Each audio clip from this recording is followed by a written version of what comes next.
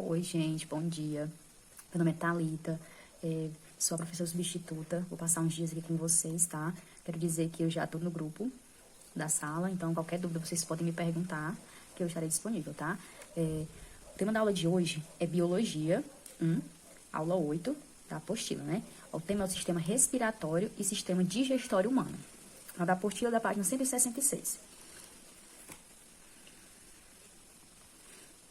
O sistema respiratório humano é um conjunto de órgãos responsável pela oxigenação do ar do nosso organismo e da eliminação de gás carbônico retirado das células. Ou seja, quando a gente inspira, puxa ar, é o nosso sistema respiratório que está fazendo isso. E quando a gente expira, joga gás carbônico para fora, é o nosso sistema respiratório também fazendo essa nossa função.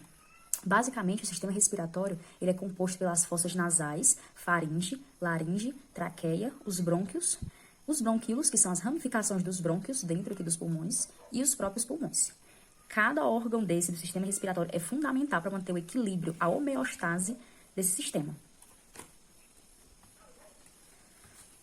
Aqui nós podemos ver a ordem, tá? Em que os órgãos aparecem. Primeiro é a narina, né? A cavidade. Depois aqui a cavidade nasal, seguido pela faringe, depois a epiglote, que é esse órgão aqui, né? Essa estrutura, que tanto ela serve para o sistema respiratório, quanto para o sistema digestório. Quando nós respiramos, quando nós comemos alguma coisa, é a epiglote que vai diferenciar para onde é que vai o ar e para onde é que vai a comida, tá? Aí temos aqui a traqueia, logo após da laringe, é um tubo cartilaginoso, tá? Temos os brônquios primários, que são esses maiores. A cavidade pleural, que reveste os pulmões. Pulmão direito, pulmão esquerdo e aqui o diafragma. As cavidades nasais, elas são dois dutos paralelos, ou seja, um do lado do outro, aqui como mostra a figura, revestida de muco e separado por um septo cartilaginoso. É onde começam as narinas e termina a faringe. É também na cavidade que é filtrado o ar, para reter as impurezas, os germes, garantindo que o ar que chega aos nossos pulmões sejam limpos e não tenha a poluição do ambiente. A membrana que reveste as cavidades nasais, elas contêm elas são produtoras de muco, que umidificam o ar, ou seja, é nas fossas nasais que é produzido o muco do nosso nariz. Aquela famosa meleca, né, que a gente conhece. Ela também é rica em vasos sanguíneos que aquecem o ar que entra no nosso nariz. Logo após a cavidade nasal, vem a faringe. Olha, essa estrutura aqui. É um tubo que serve tanto para passagem de alimento quanto para passagem de ar. Como eu disse para vocês, é a epiglote que vai fazer essa diferenciação. É tanto que a faringe, ela tanto atua no sistema respiratório como no digestório. Portanto, como eu estou dizendo, ela faz parte do sistema respiratório e do digestório ao mesmo tempo. A extremidade superior da faringe, ela se comunica com as cavidades nasais e com a boca. E a extremidade inferior, ela se comunica com a laringe, aqui, olha, e com o esôfago, que é um tubo mais aqui abaixo. São paredes musculosas, bem robustas, e que também são revestidas de muco. Por que muco? Porque ele tem facilita o deslizamento do alimento, né? Do bolo alimentar, depois que a gente engole, depois que a gente mastiga e engole. Outro órgão que forma o sistema respiratório é a laringe. A laringe é um órgão que liga a faringe à traqueia. Tem que a laringe bem aqui, olha. Olha a laringe, tá? Essa estrutura aqui bem robusta também. Na parte superior da laringe, olha, tá aqui ela, né? Na parte superior dela tem a epiglote, que é uma válvula que fecha durante a deglutição. A laringe é também o principal órgão da fala. É na laringe que estão localizadas as cordas vocais. E aí, as cordas vocais é por onde a gente fala. Já a traqueia, que é aquele tubo cartilaginoso que eu falei antes, é um tubo situado logo abaixo da laringe e é formada por 15 ou 20 anéis cartilaginosos que mantêm ela aberta. Tá aqui, ó, a laringe, olha. E bem aqui, os brônquios primários, tanto esquerdo como direito. Também é um órgão revestido, né, por membrana mucosa. E é na traqueia que o ar é aquecido, umidificado e filtrado para poder passar pelos brônquios e depois ir para os pulmões. Olha, mais uma vez, aqui a traqueia, a ramificação, que agora é os brônquios, tá? Eles ramificam em dois, os brônquios. Eles também são anéis cartilaginosos. Cada brônquio, ele entra dentro do pulmão. Olha, tá aqui o pulmão esquerdo e o pulmão direito. Vocês podem ver que cada brônquio tá adentrando dentro de um pulmão, certo? E daí eles se dividem em ramos menores. Olha, aqui são os bronquíolos. Aqui ele é um pouquinho mais grosso, aí vai adentrando dentro do pulmão e vai ficando menorzinho. São chamados bronquíolos. Aí os bronquíolos, eles se distribuem por todo o pulmão, olha, tá? Por todo. E esse conjunto de ramificações aqui é chamada de árvore brônquica. Os pulmões, que pode ser considerado, né, um dos mais importantes, eles são estruturas esponjosas que ficam localizadas na caixa torácica. É através dos pulmões que nós fazemos a troca do oxigênio pelo gás carbônico, quando nós respiramos, olha, tá? Ele infla e depois ele relaxa para fazer a nossa respiração. Cada pulmão, ele é envolvido por uma membrana, que é chamada de pleura. E dentro desse pulmão, de cada um desse pulmão, tem cerca de aproximadamente 200 milhões de outras estruturas pequenas, que mais parecem como cachos de uvas. Vou voltar aqui a imagem para vocês verem. Olha, essa estrutura aqui. Cadê? Deixa eu achar o laser. Pronto. Aqui, olha, onde o alvéolo tá apontando, tá? São essas ramificações em formato de cachos de uva que os pulmões, eles se dividem. Que são justamente os alvéolos pulmonares. É uma cadeia, né? Os bronquíolos são uma derivação do brônquio e os alvéolos é uma unidade menor do pulmão. Todos os alvéolos, eles recebem ramificações dos bronquíolos, porque é justamente eles que vão trazer o ar para a gente fazer a troca gasosa.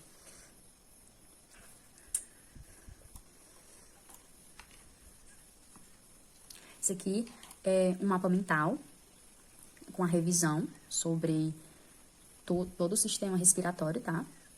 O sistema respiratório é formado por órgãos. Quais são esses órgãos? Cavidades nasais, faringe, laringe, traqueia, brônquios e pulmões. Aí vamos ver quais são, né? Vamos revisar quais são as funções dessas estruturas, desses órgãos. As cavidades nasais, elas filtram o ar que vão entrar, né? Tirando a poeira, outros tipos de gases que não são saudáveis. A faringe, ela vai dar a passagem do ar, é o caminho de passagem do ar. Já a laringe, ela é o principal órgão da fala, onde estão localizadas as cordas vocais. A traqueia é o tubo onde o ar é aquecido, umidificado e filtrado. É a traqueia que é o tubo cartilaginoso que vem logo abaixo da laringe. E a traqueia se divide em dois, que formam os brônquios, né, principais, esquerdo e direito, os brônquios primários, que são justamente as ramificações da traqueia. E esses brônquios penetram nos pulmões, que são os responsáveis pela nossa troca de oxigênio em gás carbônico. E os pulmões, por sua vez, se dividem em alvéolos pulmonares, que são unidades menores. A gente vai ver agora o sistema digestório humano, que, como eu falei antes, ele compartilha alguns órgãos com o sistema respiratório. A principal função do sistema digestório é garantir o processamento dos alimentos que nós comemos, porque são macromoléculas, né? E a gente tem que transformar em micromoléculas para poder absorver os nutrientes, as vitaminas, os sais minerais, para ir para as nossas células. E além de processar o nosso alimento, né, o alimento que a gente come, também é responsável justamente pela absorção dos nutrientes, né, que contém esses alimentos. E o sistema digestório também é responsável pela eliminação de qualquer material que não vai ser utilizado pelo nosso corpo, que no caso vai ser as fezes, né, vai ser eliminado nas fezes. E os órgãos que compõem o sistema digestório são a boca, a faringe, que também faz parte do sistema respiratório, o esôfago, o estômago, o intestino delgado, o intestino grosso e o ânus. E também tem 3 glândulas acessórias que ajudam, tá, na digestão do alimento que a gente ingere. Aqui, ó, vocês podem ver a disposição original, né? Primeiro a boca, depois a língua, Aí vem o esôfago, que é esse tubo aqui. Tem fígado, vem estômago, vesícula biliar, que é essa verdinha aqui. O pâncreas, intestino grosso, que é esse que tem essas vilosidades aqui, essa compartimentação. O intestino delgado, que é esse liso, sem nenhum tipo de demarcação. O apêndice, olha aqui, no final do intestino grosso. E por último, o ânus e o reto. A boca é o local onde começa a digestão. Por quê? Porque nós partimos, nós trituramos, nós esmagamos o alimento com o dente, né? É a mastigação mecânica. O alimento ele é rasgado, triturado, através dos nossos dentes. E também tem a ação da saliva, que ajuda a formar um bolo bem viscoso para ir descendo, né? Nessa cavidade aqui, ó. No esôfago, nessa cavidade aqui musculosa. Porque se ficasse o alimento seco, seria mais difícil de descer o alimento, né, para os outros órgãos para fazer a digestão. A língua, ela é também muito importante na etapa da mastigação, porque ela é responsável por misturar, né?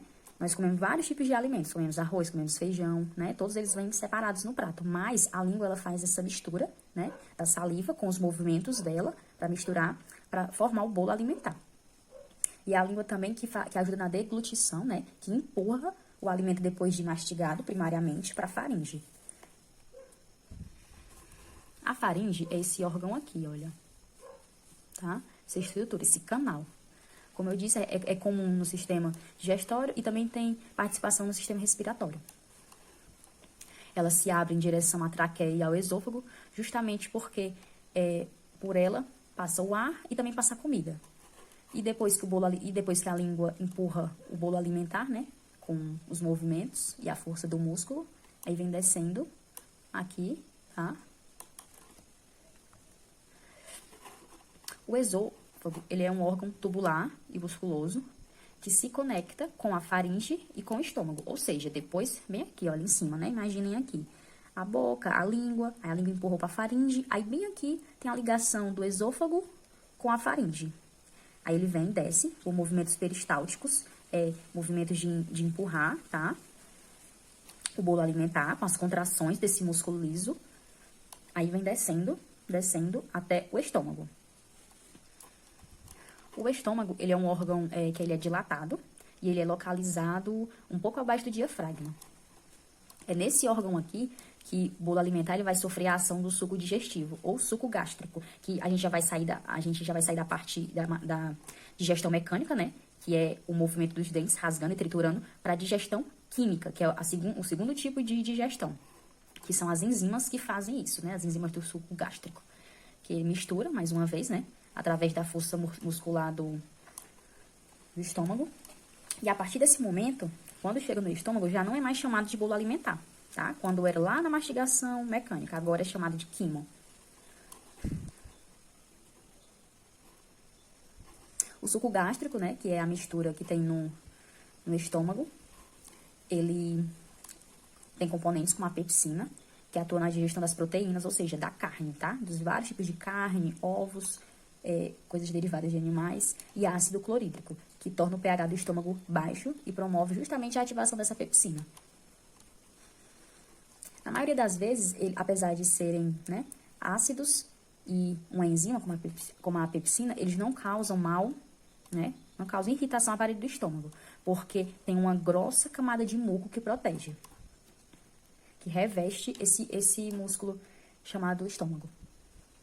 E, além disso, ele tem outra importante informação, né? Ele se renova constantemente o interior das suas células, né? Justamente porque esse suco gástrico que fica aqui para digerir os alimentos, ele é muito poderoso. Corrói muito rápido, então, se não tivesse essa proteção, né, do muco, e também se não tivesse essa renovação celular, provavelmente o estômago, ele se corroeria com a ação do suco gástrico. Aí, depois que o bolo alimentar é processado aqui no estômago e passa a ser chamado de quimo, os movimentos também do músculo das paredes do estômago, eles empurram, né, o quimo um pouco mais para baixo, que é onde chega no intestino delgado, que é a porção mais longa, tá, do sistema digestório, fica aqui bem enroladinho. Apresenta quase 6 metros de comprimento, esticando assim, é muito grande, mas consegue se alocar bem direitinho dentro do nosso corpo. E o intestino delgado, ele se divide em 3 partes. Aqui no comecinho, como vocês podem ver, aqui o final do estômago, se ligando ao começo do intestino delgado. Aí, esse comecinho aqui é chamado de duodeno. Aí, depois vem aqui pelo meio do intestino delgado, tem o jejuno. E mais aqui pro final, quando vai fazer a ligação com o intestino grosso, tem o íleo.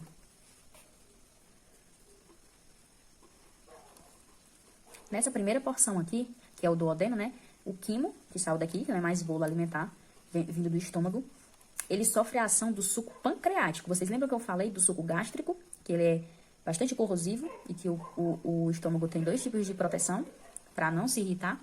Então, aqui o alimento ele vai sofrer mais um ataque, né? Para ser digerido, que é a ação do suco pancreático. Da bile, também secreção da bile, bem aqui, ó, abaixo do fígado. E de secreções também produzidas pelo próprio intestino delgado. A secreção pancreática, aqui o pâncreas, olha, um pouquinho atrás do estômago, é rica em bicarbonato, que ajuda a neutralizar a acidez do quimo. E por que o quimo ficou ácido? Por causa da ação, né, da pepsina, voltando ali, e também do suco gástrico. Aí agora ele vai sofrer a ação da tripsina e quimiotripsina, que atuam também nas proteínas, né? A bile é produzida pelo fígado e armazenada na vesícula biliar. Tá aqui o fígado, é o segundo maior órgão do corpo humano, só perde para a pele. É um órgão bastante grande, que tem funções muito importantes. Ela emulsifica, né? A bile que fica aqui na vesícula biliar, produzida pela vesícula biliar, ela emulsifica, facilita a digestão dos lipídios. Aqui no estômago já começou a digerir qualquer tipo de proteína. Aí aqui, quando chega aqui, sofre a ação da bile, e se você tiver comido algum tipo de gordura, por exemplo, aí aqui vai digerir. Cada parte do sistema digestório digere um tipo de alimento, seja gordura, seja proteína, seja carboidrato. Aí já a secreção produzida pelo intestino delgado é rica em enzimas, como a aminopeptidase, que atua nos aminoácidos, nucleodase e fosfases, que agem nos nucleotídeos.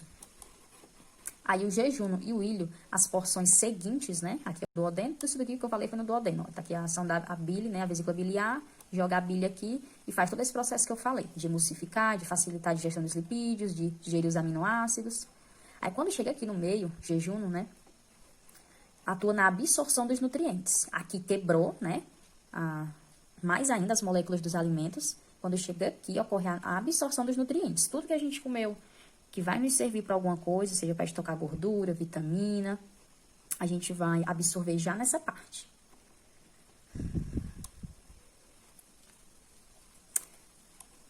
E o jejuno, ele é responsável pela absorção dos nutrientes, porque ele tem vilosidades e microvilosidades. O que é vilosidade? Vocês imaginam aí um músculo liso, cheio de ondinhas, de caroços, pode-se assim dizer, cheio de caroços.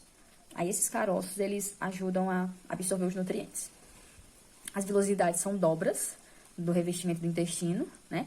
Digamos que tá aqui o intestino, aí tem uma dobra, aí ela, né, ajuda a absorver esses nutrientes. E as microvilosidades são projeções nas células epiteliais da vilosidade. Tanto uma como a outra são estruturas que ajudam a absorver os nutrientes que a gente come dos alimentos.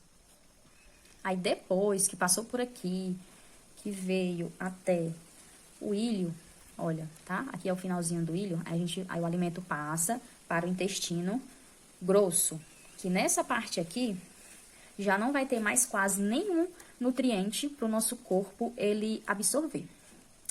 O intestino grosso, ele tem aproximadamente 1,5 m de comprimento, é bem menor do que o intestino delgado, né, que era 6 centímetros. E ele é responsável basicamente pela absorção da água, né? Ou seja, ele puxa toda a água que ele puder para poder formar a massa fecal, as fezes. Porque senão ela fica líquida, né? Se deixar água e não endurece. Então, ele é responsável por puxar, né? toda a água que ele puder e deixar um bolo fecal durinho. E ele também é dividido em 3 partes. O seco, que é aqui o comecinho, o colo, que é a continuação aqui, né?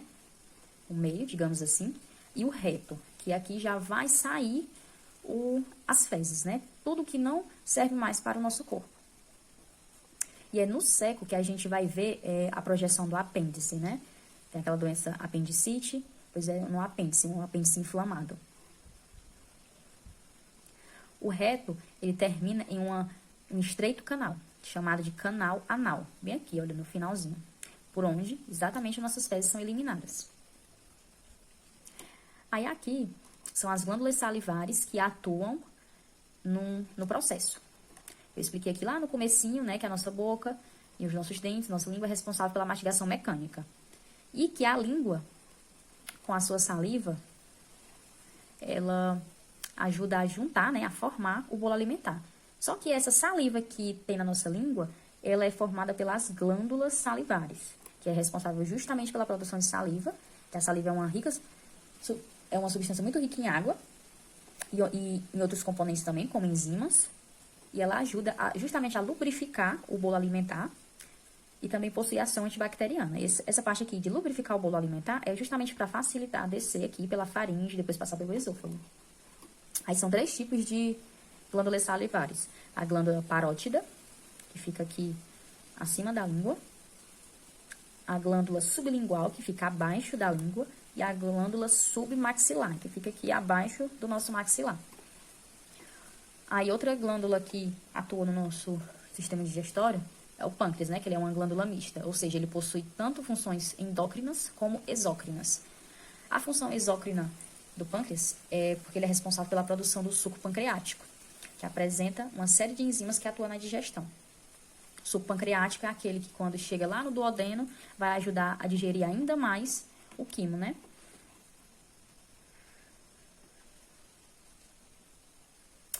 E o suco pancreático, ele possui bicarbonato, que neutraliza a acidez do quimo, que ele trouxe lá do estômago, do suco gástrico, da pepsina. E a função endócrina do pâncreas é a produção de hormônios como a insulina e o glucagon. E a terceira glândula acessória que auxilia todo esse processo é o fígado, que, como eu disse, é o segundo maior órgão do corpo humano, né? Só perde para a pele, né? Para essa parte aqui que reveste todo o nosso corpo. E tem diversas funções no nosso organismo. Atua na digestão, na produção da bile, que é uma substância que fica armazenada na vesícula biliar aqui, essa estrutura verdinha, e que depois é lançada aqui no duodeno, olha, no comecinho do intestino delgado.